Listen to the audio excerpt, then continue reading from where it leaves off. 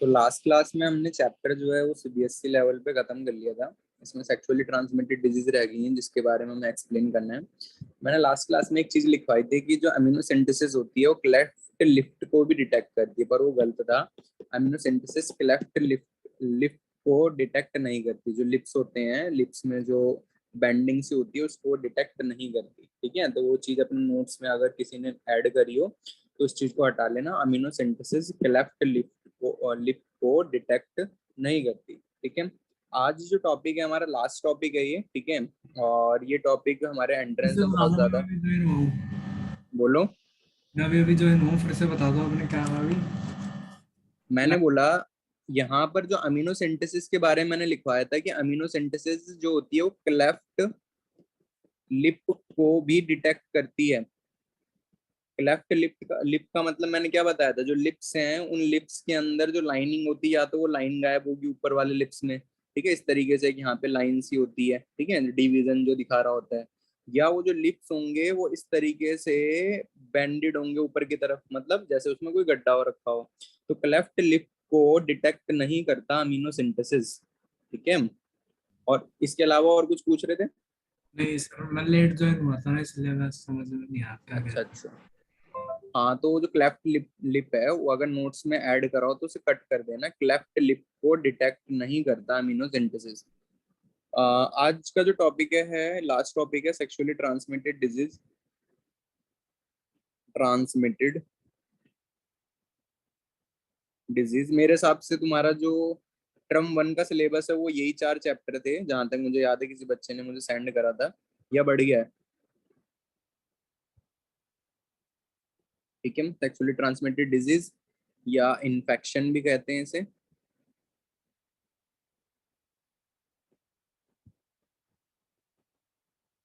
और या इसे वेनेरल डिजीज भी कहते हैं।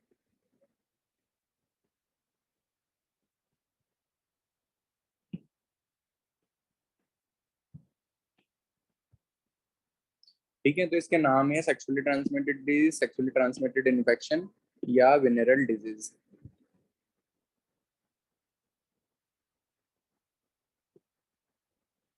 तो इसके जितने भी एग्जांपल्स हैं वो तुम्हें ध्यान से याद होने चाहिए, क्योंकि एंट्रेंस में क्वेश्चन जब करेंगे तो इसी से मोस्टली क्वेश्चन आएंगे।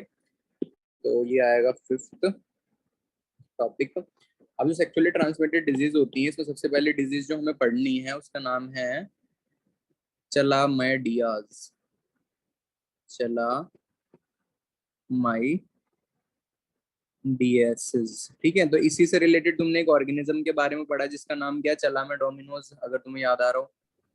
ठीक है, तो चलामेडियासिस जो डिजीज है इसको कर्ज करने वाले ऑर्गेनिज्म का नाम क्या होता है? चलामेडिया बैक्टीरिया। ठीक है, तो इसको कौन करता है? इट इज कर्ज बाय अ बैक्टीरिया, कर्ज bye a bacteria which is known as चलामाइडिया। ठीक है, क्लेमाइडिया, चलामाइडिया, जो पढ़ना चाहो। और ये क्या आएगा? एक बैक्टीरिया है। तो इस बैक्टीरिया के द्वारा ये डिजीज होती है। ये जो डिजीज होती है ये सबसे कॉमन डिजीज होती है। ठीक है, मोस्ट कॉमन बैक्टीरियल डिजीज होती है ये, मोस्ट कॉमन बैक्टीरियल डिजीज होती है ये।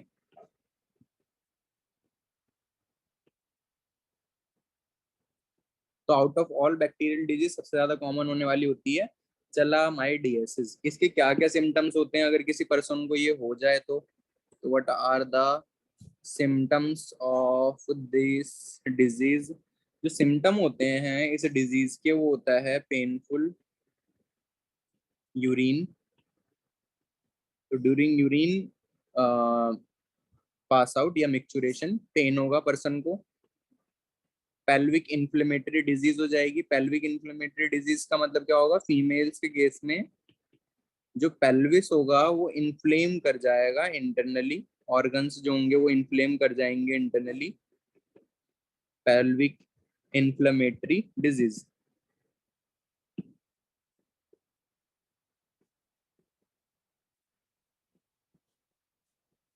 ठीक है, तो ये अगर ट्रीट ना हो तो ये पेनफुल यूरिनेशन कस करता है, पेल्विक इन्फ्लेमेटरी डिजीज कस करता है। ठीक है, और लॉन्ग टाइम में क्या कस करता है? स्टर्लिटी। ठीक है, तो लॉन्ग टाइम में क्या कस करता है? स्टर्लिटी। नेक्स्ट, इसका ट्रीटमेंट क्या होता है? तो बैक्टीरिया के लिए क्या दवाई यूज की जाती है? एंटीबायोटिक्स यूज की जाती है। तो इस बैक्टीरिया के लिए भी क्या यूज की जाएगी? एंटीबायोटिक्स यूज की जाएगी। तो यहाँ पर जो एंटीबायोटिक्स यूज की जाती है उनका नाम क्या होता है? एंटीबायोटिक्स का नाम होता है tetracycline, tetracycline antibiotics, इरेथ्रोमाइसिन antibiotics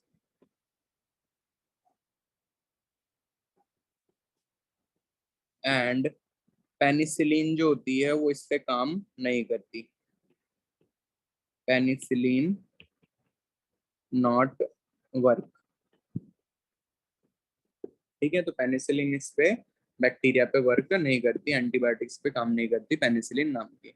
second, इसको एक सेकंड, जो चलामेडियासिस है इसका विजुअल अपीयरेंस किस तरीके से होगा? तो इनके विजुअल अपीयरेंस बड़े खतरनाक से होते हैं। ठीक है, चलामेडियासिस,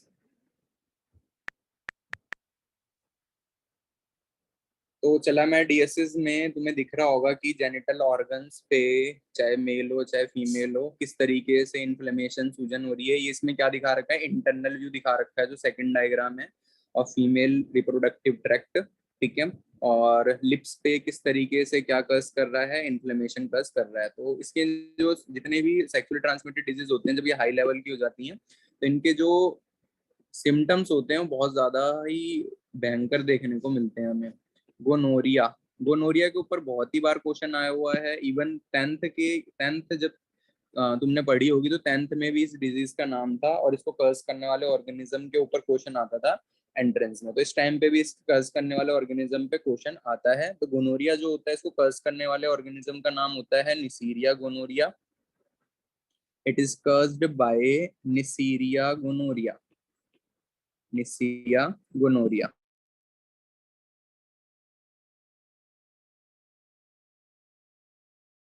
गोनोरिया, ठीक है, तो ये नाम एकदम रट जाना चाहिए। गोनोरिया में कभी भूलना नहीं है कि गोनोरिया को कौन कस कर रही है? निसीरिया गोनोरिया कस कर रही है।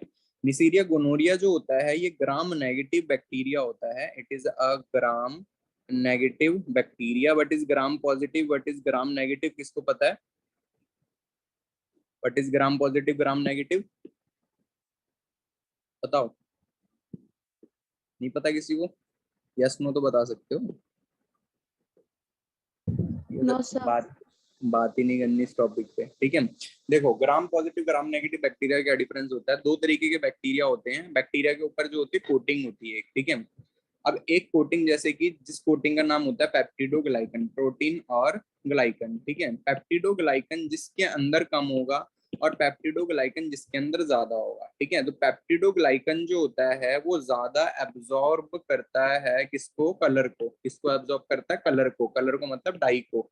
ठीक है, तो यहाँ पर एक एक वॉयलेट कलर की डाई का इस्तेमाल किया गया था। ठीक है, और साइंटिस्ट का नाम था क्रिस्टन ग्राम। ठीक है, साइंटिस्ट का नाम था क्रिस्टन ग्राम। ठीक है, तो उन्होंने एक वॉयलेट कलर की डाई का इस्तेमाल करा था। जिस बैक्टीरिया के ऊपर वो डाई ज्यादा कलर चढ़ा पाई और जिस बैक्टीरिया के ऊपर कलर नहीं चढ़ा पाई, और या बहुत ही कम कलर चढ़ा पाई, वॉयलेट कलर बहुत ही कम दे पाई, उस बैक्टीरिया का नाम पड़ा ग्राम नेगेटिव। जिसके ऊपर कम कलर था और जिसके ऊपर उनकी डाई ने ज्यादा कलर दिया, उनका नाम दिया ग्राम पॉजिटिव।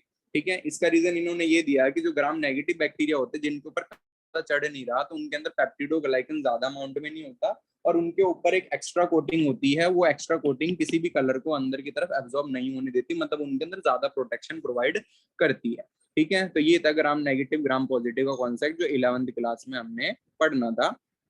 यहाँ पे सिम्टम्स क्या देखने को मिलते हैं जिसके अंदर ये बैक्टीरिया का इन्फेक्शन हो जाता है? तो इसके अंदर बर्निंग सेंसेशन देखने को मिलती है during urination, burning sensation during urination।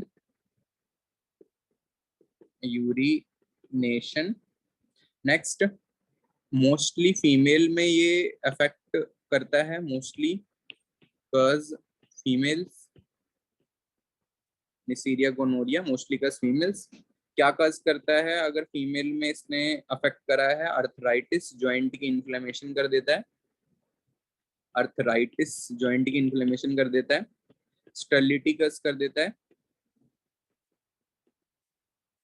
ठीक है, तो ये हमें इसके अंदर देखने को मिलता है कज।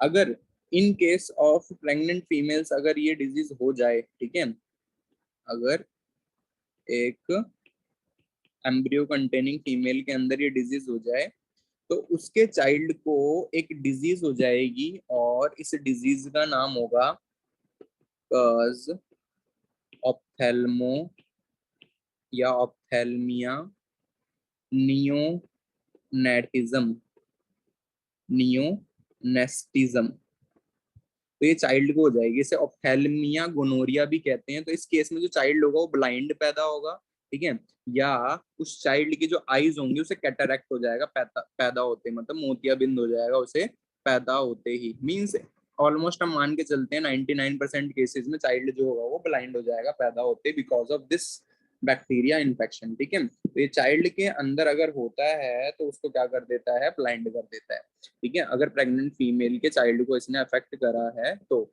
इसका ट्रीटमेंट क्या होता है भाई, इसका ट्रीटमेंट होता है सेम एंटीबायोटिक्स। एंटीबायोटिक्स कौन कौन सी यूज होती है यहाँ पे पेनिसिलियम वर्क करती है, तो पेनिसिलिन एंटीबायोटिक्स यहाँ पे वर्क करती है इस ग्राम नेगेटिव बैक्टीरिया पे।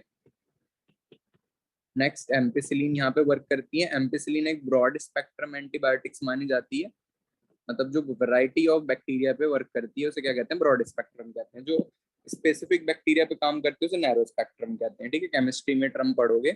Then C disease is syphilis. Syphilis के जो नाम होता है, मतलब जो इसको कर्ज करने वाले का नाम होता है, उस पर भी बहुत ज्यादा क्वेश्चन आते हैं। तो गोनोरिया और सिफिलिस, इनके कर्ज करने वालों का नाम जो होता है तुम्हें स्पेसिफिक याद होना चाहिए। अगर नहीं याद होगा तो खैर मुझे पता चल जाएगा जब एंट्रेंस क्वेश्चन कर रहे होंगे, क्योंकि उसमें इसके ऊपर डायरेक्टली क्वेश्चन आएंगे, ठीक है। तो सिफिलिस जो होती है इसको कौन कस करता है, सिफिलिस जो होती है इसको कस करने वाले ऑर्गेनिज्म का नाम होता है, इट इज कर्स्ड बाय ट्राइपोनिमा प्लेडिनम, ठीक है, ट्राइपोनिमा।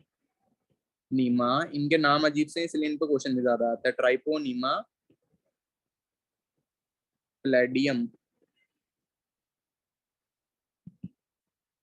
पैलिडम है, पैलिडियम नहीं है, पैलिडम, ठीक है। तो ट्राइपोनिमा पैलिडम नाम का बैक्टीरिया से क्या करता है, कस करता है, ठीक है। ये जो सिफिलिस कस करने वाला ऑर्गेनिज्म है ये प्लेसेंटा को क्रॉस कर सकता है, इट कैन क्रॉस प्लेसेंटा, मतलब ये चाइल्ड को इन्फेक्ट कर सकता है प्लेसेंटा को क्रॉस करके, ठीक है। जब भी कोई बैक्टीरिया या कोई इन्फेक्शन प्लेसेंटा को क्रॉस कर पाए तो उसे हम क्या कहते हैं, ट्रांस प्लेसेंटल पैथोजन कहते हैं, ट्रांस प्लेसेंटल पैथोजन कहते हैं। तो ट्रांस प्लेसेंटल का मतलब क्या होता है, वो क्या कर सकता है, प्लेसेंटा को क्रॉस कर सकता है। एक सेकंड, क्या मैसेज आया भाई, 6 आपस में पता नहीं क्या ये बात चलती रहती है। कौन नहीं आया यहाँ पे, आदित्य आया, अथर्व आया, देव, इशिता, रिदम, एक बच्चा गायब है, कोई कौन गायब है मुझे खुद नहीं समझ में आ रहा। सर साक्षी। हाँ, शिक्षा गायब है, ओके, चैप्टर 6 तक आ रहा है, ओके। पता नहीं इसने सिलेबस भेजा तो छठे तक तो नहीं आ रहा था, 4th तक ही आ रहा था किसी का। चलो, तो इसकी जो सिफिलिस होती है इसकी 3 स्टेजेस होती हैं। जो सिफिलिस होती हैं इट हैज 3 स्टेजेस, सिफिलिस की 3 स्टेजेस होती हैं। कौन कौन सी सिफिलिस की 3 स्टेजेस होती हैं, नंबर 1 स्टेज जो होती है सिफिलिस की, फर्स्ट स्टेज जो होती है सिफिलिस की, इसके अंदर क्या देखने को मिलता है, तो in first stage of syphilis dry, सूखे, hard and black bacteria filled sores, ठीक है। तो dry, hard, black bacteria filled sores हो जाएंगे, मतलब जख्म हो जाएंगे, फोड़े जैसे स्ट्रक्चर हो जाएंगे। ये जो फोड़े जैसे स्ट्रक्चर होंगे, छाले जैसे स्ट्रक्चर होंगे, कहाँ पर देखने को मिलेंगे, तो ये देखने को मिलेंगे 90% देखने को मिलेंगे जेनिटीलिया पे, 90% देखने को मिलेंगे जेनिटीलिया पे, जेनिटीलिया पे, एंड 10% जो होंगे ये देखने को मिलेंगे लिप्स पे, ठीक है। तो 90% जो होंगे, जो बैक्टीरिया फील्ड सोर्स होंगे, ठीक है, ये कहाँ देखने को मिलेंगे, जेनिटिलिया पे, और 10% लिप्स पे। तो ये देखने में बड़े बेकार लगते हैं इसलिए इसका डायग्राम नहीं दिखा रहा मैं। सेकंड स्टेज जो होती है इसकी, सेकंड स्टेज जो होती है उसके अंदर क्या होता है, ये जो लीजन होते हैं ये फैल जाते हैं और जगहों पे बॉडी के, मतलब जेनिटल ऑर्गन से और लिप्स से ये फैल जाते हैं और जगहों पे बॉडी के।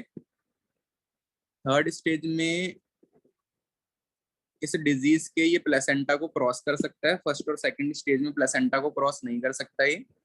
तो थर्ड स्टेज में ये क्या करता है, अफेक्ट कर देता है इंटरनल ऑर्गन्स को, मतलब इतना ज्यादा स्प्रेड हो जाता है ये ब्लड के थ्रू कि इंटरनल ऑर्गन्स को खराब करना शुरू कर देता है, जिसकी वजह से ब्रेन भी खराब होने लग जाता है और मेंटल डिसऑर्डर हो जाता है पर्सन को।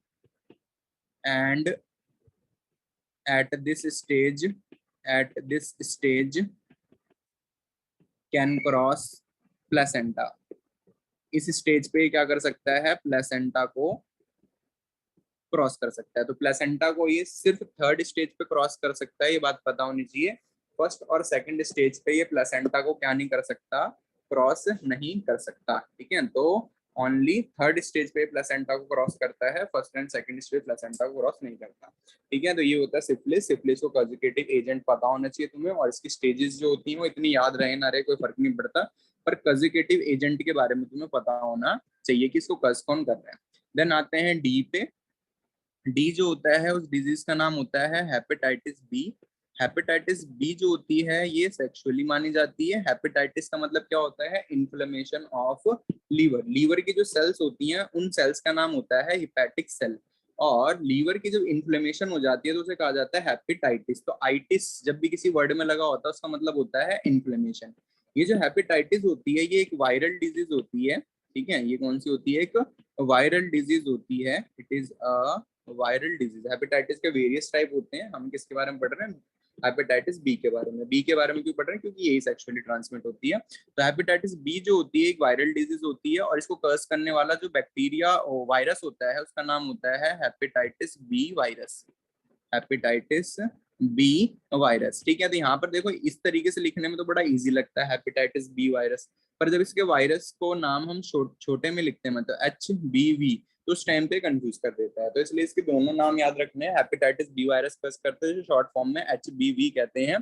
ठीक है, ये जो वायरस होता है ये डबल स्टैंडर्ड DNA कंटेन करे हुए होता है। ठीक है, तो इसके पास क्या होता है, they have this virus have dsDNA। DS का मतलब होता है डबल स्टैंडर्ड DNA। ठीक है, और ये ट्रांसमिट हो जाता है ड्यूरिंग सेक्सुअली ट्रांसमिटेड और बाय ब्लड ट्रांसफ्यूजन। ठीक है, तो it can be transmitted by blood and sexually transmitted infection के थ्रू ये ट्रांसमिट हो सकता है। क्या क्या सिम्टम हो सकते हैं हेपेटाइटिस बी अगर किसी को हो जाए तो उसको क्या क्या सिम्टम्स देखने को मिलेंगे। तो सिम्टम्स जो होंगे, लीवर जब भी सूजता है तो लीवर के दो पिगमेंट्स होते हैं जिन्हें बाइल पिगमेंट्स कहते हैं। एक का नाम होता है बिलिरुबिन और एक का नाम होता है बिलीवर्डिन। ठीक है, तो ये बिलिरुबिन और बिलीवर्डिन जो होते हैं ये एक ऐसे केमिकल्स होते हैं जो नॉर्मल लेवल में तो डाइजेशन में हेल्प करते हैं, पर जब इनका लेवल हाई हो जाता है तो ये हमें पीलिया कस करते हैं, बिकॉज इनका येलो कलर होता है। तो इनका येलो कलर जो होता है वही बताता है कि हमारी बॉडी में इनका लेवल बढ़ चुका है। तो बिलिरुबिन बिलीवर्डिन जो होते हैं इंक्रीज हो जाते हैं, और increase of bilirubin and biliverdin cause jaundice. ठीक है, तो ये क्या कस करते हैं, जॉन्डिस कस करते हैं, पीलिया कस करते हैं। और ये कहाँ प्रेजेंट होते हैं, बाइल जूस में प्रेजेंट होते हैं, बिलिरुबिन एंड बिलीवर्डिन। तो बाइल जूस में इनका कंसंट्रेशन इंक्रीज हो जाता है और ये क्या कस करते हैं, इट कज जॉन्डिस। इनका हाई लेवल क्या कहलाता है, जॉन्डिस कहलाता है, जिसे हम क्या कहते हैं, पीलिया कहते हैं। ठीक है, नेक्स्ट, इसकी वजह से अर्थराइटिस हो जाती है, मतलब इन्फ्लेमेशन ऑफ जॉइंट्स। अर्थराइटिस, अर्थ मतलब जॉइंट एंड आइटिस मतलब इन्फ्लेमेशन हो जाती है। लीवर जो होता है उसकी चिरियोसिस हो जाती है। व्हाट इज चिरियोसिस ऑफ लीवर, तो दो वजह से लीवर की चिरियोसिस होती है। एक सबसे ज्यादा अगर एग्जाम पे क्वेश्चन आता है कि चिरियोसिस किसकी वजह से होती है, तो होती है दारू की वजह से। ठीक है, लीवर जो होता है वो हार्ड हो जाता है। ठीक है, और हार्ड होने की वजह से उसकी जो सिक्रीशंस होती हैं, फाइबर कोटिंग कोटिंग जम जाती है लीवर के ऊपर, तो उसकी जो सिक्रीशन होती है वो बिगड़ जाती है लीवर की, तो उसे हम क्या कहते हैं, चिरियोसिस ऑफ लीवर कहते हैं। तो सबसे ज्यादा जो मेन कज होता है लीवर चिरियोसिस का, जो एंट्रेंस में क्वेश्चन अगर आता है इस चैप्टर से नहीं आएगा, ड्रग वाले चैप्टर से आएगा, तो लीवर चिरियोसिस का सबसे मेन कारण होता है अल्कोहल। ठीक है, तो अल्कोहल मेन कारण होता है चिरियोसिस का। ठीक है, ये यहाँ पर जो चिरियोसिस कारण लिखा है ये सेकेंडरी हो सकता है, पर प्राइमरी कारण जो होता है चिरियोसिस का वो अल्कोहल होता है। ठीक है। वैसे अगर कोई पर्सन ये कहे कि उसके लीवर में चिरियोसिस हो गई है और वो अल्कोहल नहीं पीता, तो उसका एक और कारण हो सकता है या तो हेपेटाइटिस बी। अगर ये भी कारण नहीं है तो एक कारण हो सकता है सीवियर लूज मोशन। तो किसी को अगर बहुत ज्यादा तगड़े लूज मोशंस काफी लंबे समय तक रहे तो उसको भी क्या हो जाता है, चिरियोसिस हो जाता है, लीवर में वीकनेस हो जाती है। इसके लिए जो डायग्नोस्टिक टेस्ट होता है, डायग्नोस्टिक टेस्ट किसे कहते हैं, जिससे हम पता कर सकते हैं कि डिजीज किसी को है या नहीं है, तो उसका नाम होता है ऑस्ट्रेलियन एंटीजन टेस्ट। ये क्या डिटेक्ट करता है, ये डिटेक्ट करता है इस वायरस के प्रोटीन को, ये डिटेक्ट करता है इस वायरस के प्रोटीन को कि जो इसका प्रोटीन हैगा वो प्रेजेंट है या नहीं है। और अब के टाइम में इस टेस्ट का नाम क्या हो चुका है, नाउ डेज इस टेस्ट का नाम क्या हो चुका है, but today it is called, इस टेस्ट का नाम चेंज होके हो चुका है, it is called HB surface antigen test. ठीक है, तो इसका अब जो नाम है टेस्ट का वो हो चुका है HB सरफेस एंटीजन टेस्ट। यहाँ पर HB सरफेस एंटीजन टेस्ट को शॉर्ट फॉर्म में किस तरीके से तुम्हें देखने को मिलेगा लैब्स में या हॉस्पिटल्स में, HBsAg इस नाम से तुम्हें देखने को मिलेगा। कोई कुछ कहना चाह रहा था अभी स्पीकर ऑन करके, शिक्षा का ध्यान लेट आई हो काफी। तो अभी तक हमने क्या क्या पढ़ लिया एक बार देख लो। हमने आज पढ़ा सेक्सुअली ट्रांसमिटेड डिजीज, जिसमें सबसे पहले डिजीज हमने देखी क्लैमाइडियासिस। क्लैमाइडियासिस जो होता है वो क्लैमाइडिया बैक्टीरिया कस करता है। ये मोस्ट कॉमन बैक्टीरियल डिजीज मानी जाती है जो STI में आती है। इसमें पेनफुल यूरिनेशन होता है, यूरिन के टाइम पेन होता है। पेल्विक इन्फ्लेमेटरी डिजीज हो जाती है फीमेल्स के केस में। ये जो इंटरनल यूट्रस होता है, ओवरीज होती है, उनको सुझा देता है, मतलब इन्फ्लेम कर देता है, जिसकी वजह से लंबे समय तक इसके ट्रीटमेंट ना होने से स्टेरिलिटी हो जाती है। इसकी जो ट्रीटमेंट होता है उसमें एंटीबायोटिक्स का इस्तेमाल किया जाता है, जैसे कि टेट्रासाइक्लिन, एरिथ्रोमाइसिस, पेनिसिलियम इस टाइम पे काम नहीं करती। गोनोरिया जो होती है वो कस करता है निसीरिया गोनोरिया नाम का बैक्टीरिया, जो ग्राम नेगेटिव बैक्टीरिया होता है, और ये बर्निंग सेंसेशन करता है यूरिनेशन के दौरान। मोस्टली फीमेल्स में होता है ये। अर्थराइटिस और स्टेरिलिटी कस कर देता है। अर्थराइटिस का मतलब होता है जॉइंट का सूज जाना, इन्फ्लेमेशन, और स्टेरिलिटी का मतलब होता है चाइल्ड बियर ना कर पाना या एक चाइल्ड प्रोड्यूस ना कर पाना। प्रेग्नेंट फीमेल के अंदर अगर गोनोरिया का इन्फेक्शन हो जाए तो ये ऑप्थेलमिया न्यूटिज्म कर देता है, मतलब चाइल्ड को अंधा कर देता है पैदा होते हुए अपने इन्फेक्शन से। इसका ट्रीटमेंट पेनिसिलियम और एम्पेसिलिन होता है। सिफिलिस को कस करने वाले का नाम होता है ट्राइपोनिमा प्लैटिनम। इसको कसवाने करने वाले का नाम था निसीरिया गोनोरिया। इन दोनों के कस करने वालों पे बहुत ज्यादा क्वेश्चन आते हैं, gonorrhoea, Neisseria gonorrhoeae, syphilis, Treponema pallidum. ठीक है, ये एक ट्रांस प्लेसेंटल पैथोजन है, मतलब ये प्लेसेंटा को क्रॉस कर सकता है, मदर से बच्चे के पास जा सकता है। इसकी 3 स्टेज होती है, first, second, third. First stage के अंदर ये जख्म बनाए हुए होता है बॉडी के ऊपर, जो ड्राई होते हैं, हार्ड होते हैं, ब्लैक कलर के होते हैं, जिसके अंदर ये भरा हुआ होता है बैक्टीरिया। सोर किसे कहते हैं, छाले जैसे होंगे, गड्ढे जैसे।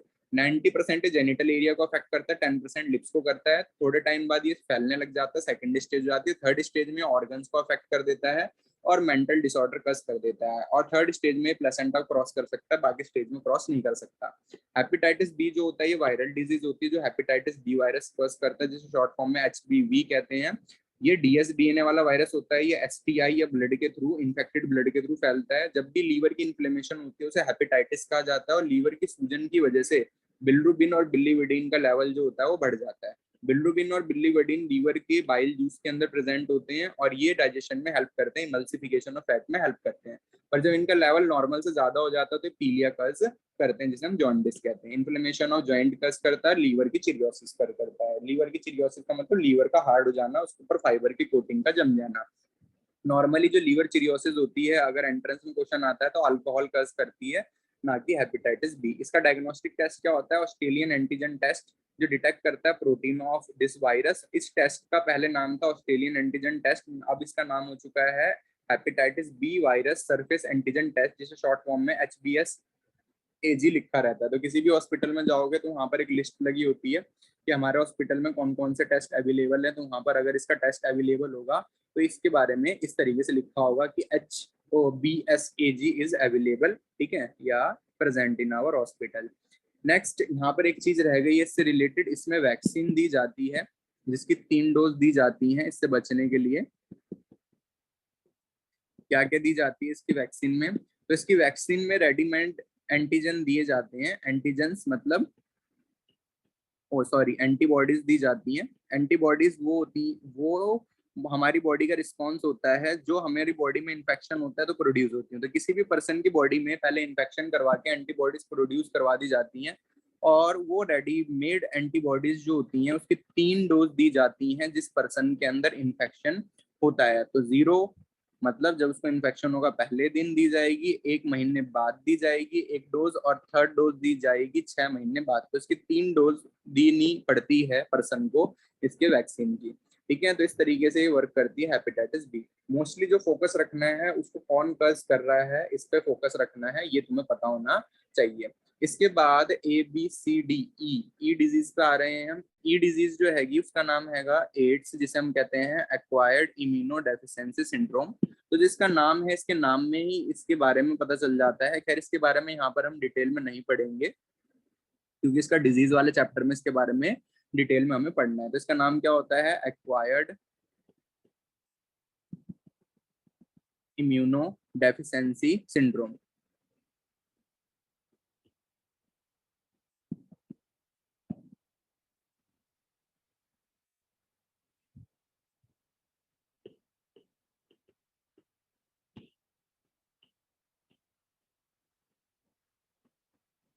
डेफिशिएंसी क्या हो गया इसे,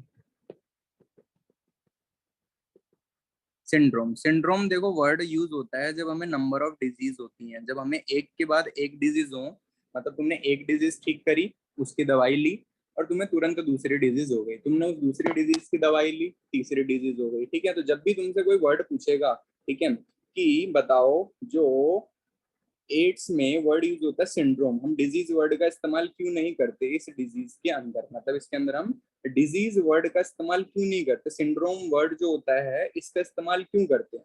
बिकॉज सिंड्रोम का मतलब होता है नंबर ऑफ डिजीज। जब किसी पर्सन को नंबर ऑफ डिजीज हो जाए, ठीक है, तो उस केस में उस पर्सन को हम क्या कहते हैं, सिंड्रोम कहते हैं। मतलब वो एक डिजीज को ठीक कर रहा है उसे दूसरी हो जा रही है, दूसरी डिजीज को ठीक कर रहा है उसे तीसरी हो जाती है, तो इस कंडीशन को हम क्या कहते हैं, सिंड्रोम कहते हैं। तो मोस्टली पर्संस जो होते हैं उनको डिफरेंस नहीं पता होता किसके बीच में, सिंड्रोम और डिजीज के बीच में। तो एक्वायर्ड इम्यूनो डेफिशिएंसी सिंड्रोम, अब इसके नाम देखो, एक्वायर्ड हमें किस कंडीशन को कहा जाता है, जो कंडीशन हमारी बॉडी में हमारी वजह से आई हो उन्हें क्या कहा जाता है, एक्वायर कहा जाता है। तो ये हमारी किसी कमी या हमारी किसी मतलब एक्टिविटी की वजह से हमारी बॉडी में आई है, तो इसे हम क्या कह रहे हैं, एक्वायर कह रहे हैं। तो हमारी बॉडी में जब ये आई है तो इसे हम क्या कह रहे हैं, एक्वायर कह रहे हैं, और हमारी वजह से आई है इसलिए एक्वायर कह रहे हैं। इम्यूनो डेफिशिएंसी, इसकी वजह से हमारी इम्यून में डेफिशिएंसी आ रही है। इम्यून में डेफिशिएंसी क्यों आ रही है, क्योंकि हमारी जो इम्यून सेल्स है उनको ये क्या कर देता है, जो इसका वायरस होता है उसे किल कर देता है। और जब हमारा इम्यून सिस्टम डाउन हो जाता है तो हमें नंबर ऑफ डिजीजेस हो जाती हैं, और नंबर ऑफ डिजीजेस को हम क्या कहते हैं, सिंड्रोम कहते हैं। तो जो इसका मतलब है इसके नाम में छुपा हुआ है, मतलब हमारी वजह से होती है। और इस डिजीज के अंदर दूसरी चीज मैंने क्या बताई, कि इस डिजीज के अंदर हमारा इम्यून जो होता है वो डाउन हो जाता है, और इम्यून जब डाउन हो जाता है तो हमें नंबर ऑफ डिजीज जो आते हैं हम क्या कहते हैं, सिंड्रोम कहते हैं। इसको जो कर्ज करता है उस वायरस का नाम होता है HIV, और इसका नाम होता है human immuno deficiency virus, human immuno deficiency virus. ठीक है, तो एक बार याद रखना इसकी डेफिनेशन जो फुल फॉर्म जो होती है थोड़ी अलग होती है। खैर ये सब बच्चों को मोस्टली याद ही रहती है इसकी फुल फॉर्म, 10th क्लास में काफी याद कर ली होती है। ये जो वायरस होता है इसकी कैटेगरी पूछ ली जाती है कि किस कैटेगरी से बिलोंग करता है, तो इस वायरस के पास 2 सिंगल स्ट्रैंड RNA होते हैं। It have 2 single strand RNA। ठीक है, इसके पास 2 सिंगल स्ट्रैंड RNA होते हैं।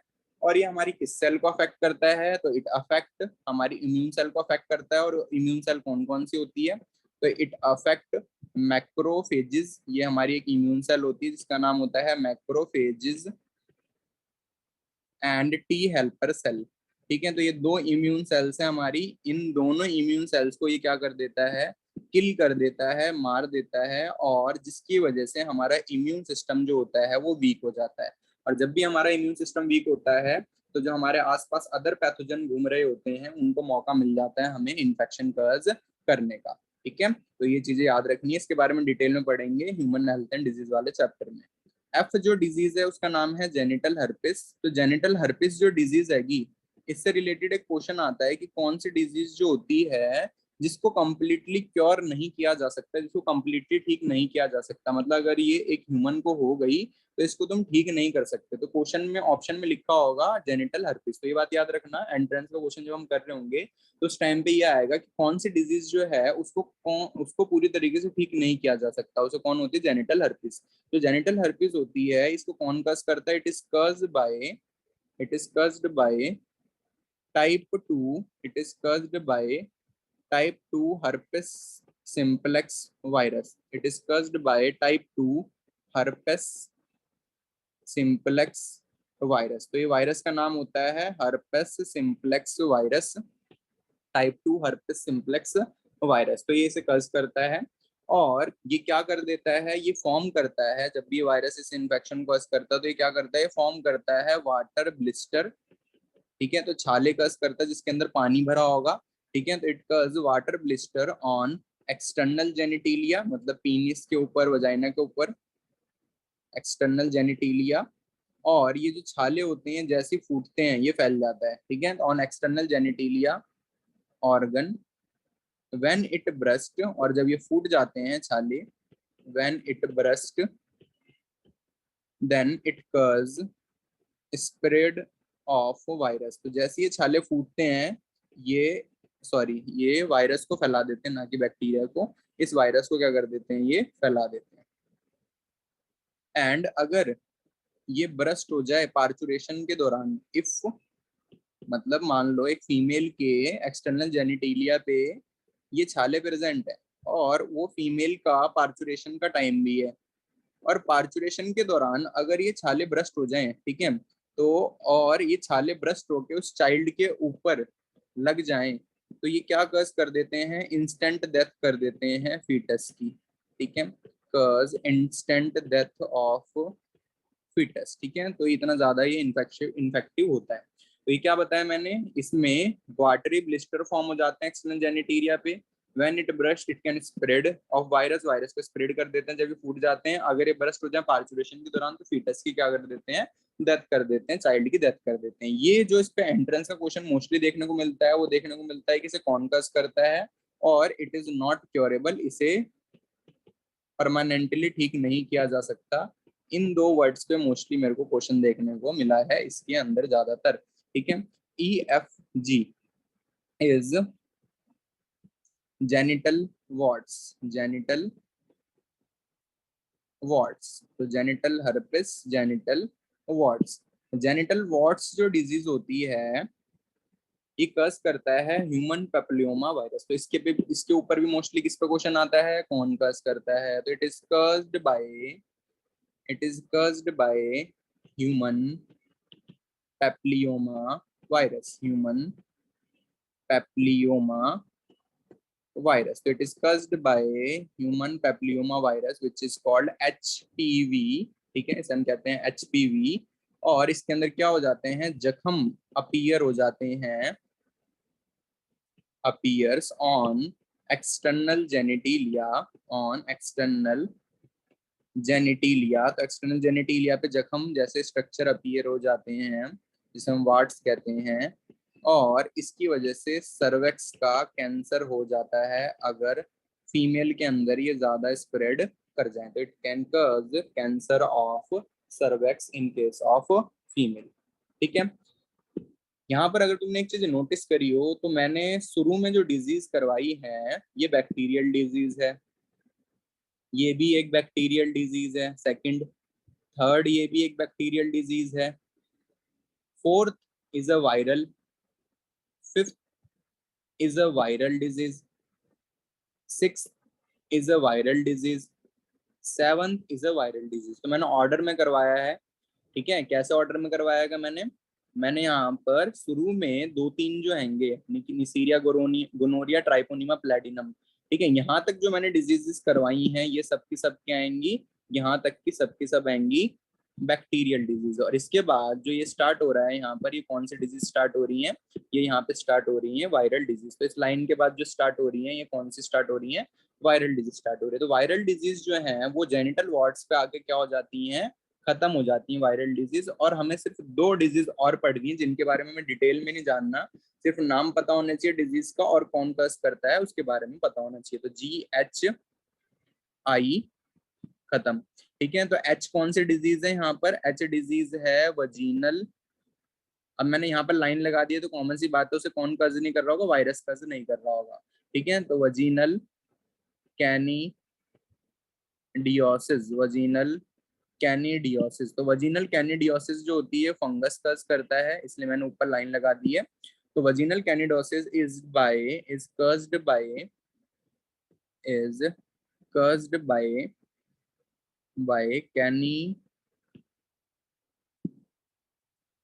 Candida albicans. ठीक है, तो कैंडिडा एल्बिकन्स जो होता है एक फंगस होता है, और ये क्या कज करता है? वजीनल कैनिडियोसिस कज करता है। ठीक है, इन डिजीज के डायग्राम देखने हो तो गूगल पे एक बार देख लेना। मैं क्या इस टाइम पे नहीं दिखा सकता कि उनके डायग्राम कुछ ज्यादा ही भयंकर से होते हैं।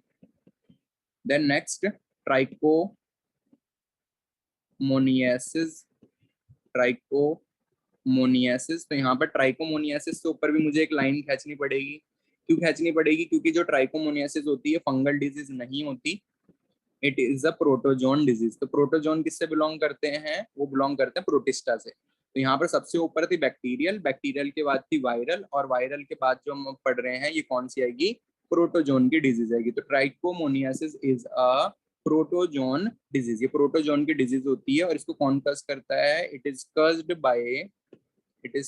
Bye Trichomonas vaginalis, Trichomonas vaginalis. ठीक है, तो ये कस करता है ट्राइकोमोना वजीनेलिस, और इट इज अ प्रोटोजोन। ठीक है, तो यहाँ पर कौन किस किंगडम से बिलोंग करता है ये पता होना चाहिए, कि वायरस से बिलोंग कर रहा है या बैक्टीरिया से बिलोंग कर रहा है। सबसे इंपॉर्टेंट, कौन सी डिजीज को कौन कस कर रहा है ये जरूर याद होना चाहिए। बाकी चीजें याद रहे ना रहे, थोड़ी बहुत एक आधी चीजें डिजीज में पता होनी चाहिए, पर मोस्टली ये कोशिश करनी है कि इन डिजीज में ये पता होना चाहिए कि कौन सी डिजीज को कौन कस कर रहा है। तो यहाँ पर जो चैप्टर है पूरी तरीके से सीबीएसई एंट्रेंस फलाना ढिकना हर तरीके से हो चुका है। ठीक है, इस चैप्टर के जो क्वेश्चन हैं वो हम नेक्स्ट क्लास में करेंगे, जिसके अंदर हम इसके एंट्रेंस के सीबीएसई के और प्रीवियस ईयर क्वेश्चन को निपटाएंगे। किसी बच्चे का कुछ मैसेज आया है, why jellyfish do not die? Jellyfish do not die, jellyfish die नहीं होती, जेलीफिश इज इनमोर्टाइल। मैंने वो सुने हैं, क्या नाम है, यूनिसेलुलर ऑर्गेनिज्म सुने हैं कि नॉन मोटा इमोर्टल होते हैं, इनका नहीं पता था कि इमोर्टल होते हैं। तो तुम्हारे चैप्टर आ रहे हैं सेकंड, थर्ड, फोर्थ और पांचवा छठा। पांचवा छठा तो बहुत मुश्किल है कि पांचवा छठा हो पाएगा। सर टर्म 1 कब है पहले ये बता दो, टाइम बता दो कब है। सर नवंबर दिसंबर में ही था वो। अरे भाई तब तक तो हो जाएगा, मुझे लगा अभी इस महीने अगले महीने होगा तो फिर मुश्किल है। सर अगले सर 6th चैप्टर में एक टॉपिक है regulation of gene expression. Sir हाँ मुझे है, सर मुझे उसके ऊपर प्रोजेक्ट बनाना है। बनाओ भाई, मेरे से क्या पूछ रहे नहीं पूछ नहीं रहा हो? सर, वो मुश्किल टॉपिक है क्या? भाई सर मैम कह रही मुस, थी कि मैम कह भाई रही थी देखो कि जो हीरो चीज समझ बनने में आ जाए वो मुश्किल नहीं होती, जो ना समझ में आए वो मुश्किल होती है। सर मैम कह रही थी हीरो बनने के चक्कर में ना इतना मुश्किल टॉपिक मत चूज, कोई मतलब जेनेटिक्स के टॉपिक चूज मत करना। लेकिन पता है क्या जो हुआ, मैंने जो तुमने पीडीएफ भेजी थी ना मुझे, हाँ वो पीडीएफ तो खैर काफी हाई लेवल की थी। ठीक है, बाकी तुम्हें समझ में आ रही है तो बहुत अच्छी बात है भाई। सर मेरे साथ धोखा हो गया। क्या? सर सर मेरा काम ना ये प्रोजेक्ट वगैरह किसी और को करवाना था, उसमें मेरे से उसकी और मेरी लड़ाई हो गई। मैं सेल्फ छोड़ना मांगूंगा, मैं खुद करूंगा, तो इसलिए ना मुझे प्रॉब्लम हो रही है। अच्छा, तो तुम्हारे पास और ऑप्शन नहीं था कोई? तुमने यही टॉपिक ही चूज करना था? इस पे तो कितना काम कर लिया तुमने टॉपिक पे? सर चैप्टर पढ़ लिए हैं 5th ये 6th। चैप्टर पढ़ लिए, उससे कोई रेगुलेशन ऑफ जीन एक्सप्रेशन जो है वो थोड़ा सा ही पोर्शन है इस चैप्टर में, हाँ और ज्यादा बड़ा पोर्शन नहीं है। वैसे कुछ नहीं करा, बस टॉप चैप्टर